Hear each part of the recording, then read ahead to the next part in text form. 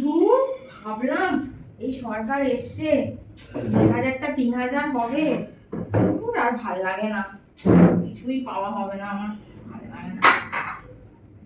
আমার তো মনে হয় দোষটা তোমাদের, সরকারের তো এখানে কোনো দোষ নেই।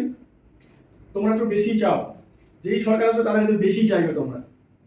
তুমি যে কি বলছো, আমরা আবার কি করলাম?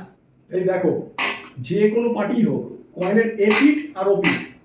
একটা গুইয়ের মধ্যে যদি কয়েন পড়ে, তোমার একদিকে ময়লা লাগবে আর একদিকে কি লাগবে না? তার মানে কি বলতে চাইছো কি? তার মানে এখানে রাজনীতিটা হচ্ছে গু, তার মধ্যে যেই পার্টি পড়ুক ময়লা সবার মধ্যেই থাকে, বুঝেছো? কেউ পরিষ্কার না। তাই ওই অযথা ওই সব পার্টির ওপর কে কি দেবে, কে কি ভাতা দেবে, ওই আশায় তোমরা থেকো না, কারণ কোনো পার্টিই ঠিক না।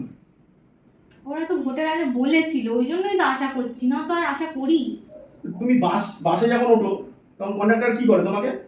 যে দিদি আসুন, দিদি আসুন, দিদি আসুন, পায়ে হাতে ধরে।